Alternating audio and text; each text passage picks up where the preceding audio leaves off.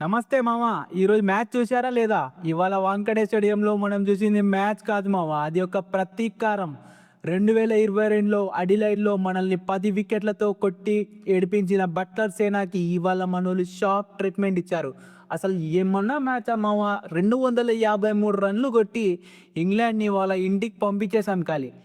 Final ticket అయితే పక్కాగా confirm అయిపోయింది. కానీ ఈ మ్యాచ్లో జరిగిన high voltage drama, Sanju Samson innings and last ఓవర్లో టెన్షన్ ఏదైతే ఉందో మొత్తం ఈ వీడియోలో డీటెయిల్గా డిస్కస్ చేద్దాం.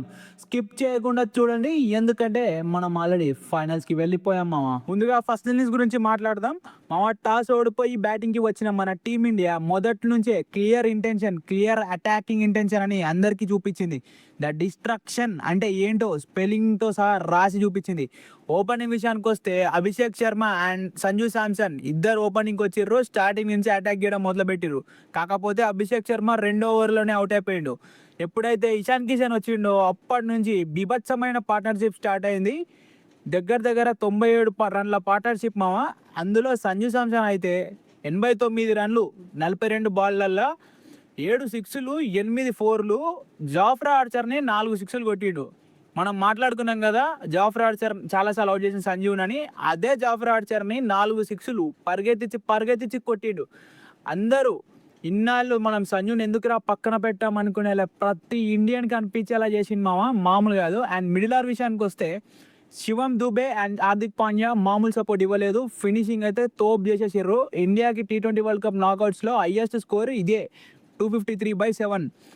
వాంకేడే మొత్తం ఇండియా ఇండియా అనే సౌండ్తో మారు మ్రోగిపోయింది మామ. అండ్ తిలక్ వర్మని మాత్రం అస్సలు మర్చిపోవద్దు. 21 రన్లు 7 బాళ్లలో 300 స్ట్రైక్ రేట్, 3 సిక్స్లు కొట్టిండు జాఫ్రా ఆర్చర్ని 19వ ఓవర్లో.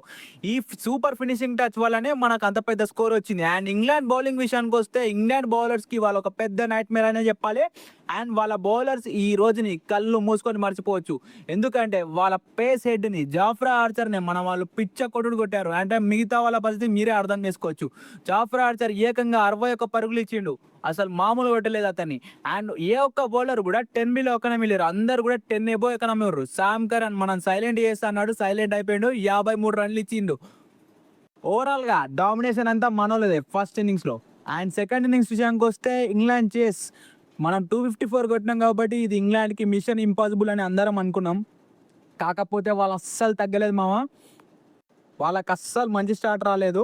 ఫిల్ సాల్ట్ని 2 ఓవర్లోనే హార్దిక్ పాండ్యా అవుట్ చేసిండు. ఆ తర్వాత బట్లర్ని కూడా వరుణ్ చక్రవర్తి బౌల్డ్ చేసేసిండు. అండ్ హ్యారీ బ్రూక్ కూడా పెద్దగా పర్ఫామ్ చేయలేదు. ఒకే ఒక్కడు పర్ఫామ్ చేసిందంటే జకాబ్ బెథెల్. ఇక్కడ జకాబ్ బెథెల్ అండ్ విల్ జాక్స్ మధ్యలో ఒక పార్ట్నర్షిప్ వచ్చింది. అసలు ఏడికెళ్ళి వచ్చింది మా ఈ జకాబ్ బెథెల్, అసలు పిక్చర్లో ఎక్కడికెళ్ళి వచ్చిందో తెలియదు. ఎవ్వరు ఊహించలేదు సెంచరీ కొడతాడని. 48 బాల్స్ అనే 105 రన్స్ కొట్టి మ్యాచ్ని ఇండియా చేతుల నుండి లాగేసుకునే ప్రయత్నం అయితే చేశాడు మామ. వాంకేడలో అప్పుడప్పుడు పిన్ డ్రాప్ సైలెన్స్ అయితే ఒక్కొక్క క్షణం వచ్చింది.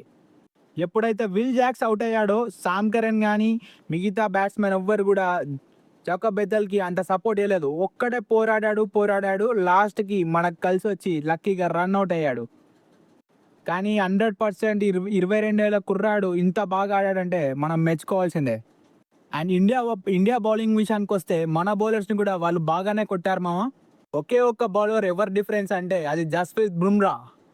లాస్ట్ 3 ఓవర్స్లో మ్యాచ్ స్వింగ్ అవుతున్న వేళ మన yorker king Jasprit Bumrah and Hardik Pandya రంగంలోకి దిగారు. క్రిటికల్ టైంలో టైట్ ఓవర్స్ వేసి ఇద్దరు కూడా ప్రెషర్ క్రియేట్ చేశారు మామ. హార్దిక్ పాండ్యా 2 క్రూషియల్ వికెట్స్ తీసుకొని ఇంగ్లాండ్ గుండెలో రైలు పరిగెత్తించాడు. లాస్ట్లో మనం 7 రన్స్ మార్జిన్తో గెలిచాం మామ. ఇంగ్లాండ్ని 246 దగ్గరనే కట్టడి చేశాం. అడిలైడ్ పగ వాంకేడలో సెటిల్ అయిపోయింది. అండ్ శామ్ కరణ్ అయితే మనల్ని సైలెంట్ చేస్తా అన్నాడు. అండ్ మన ఇండియన్ ప్లేయర్స్ అందరు కలిసి అతన్ని మాత్రం మామూలుగా సైలెంట్ చేయలేదు, ఖాళీ గుణపం పెట్టారు మామ.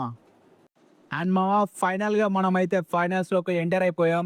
సండే రోజు అహ్మదాబాద్లో నరేంద్ర మోడీ స్టేడియంలో ఫైనల్ మ్యాచ్ ఉంది.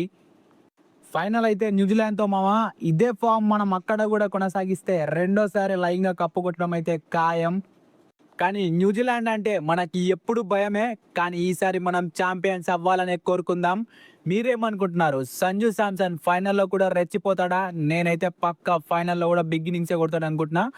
కమెంట్ చేయండి. వీడియో నచ్చితే మాత్రం లైక్ చేయండి. మన బీసీటీ ఛానల్ని సబ్స్క్రైబ్ చేయండి. జై హింద్, జై భారత్.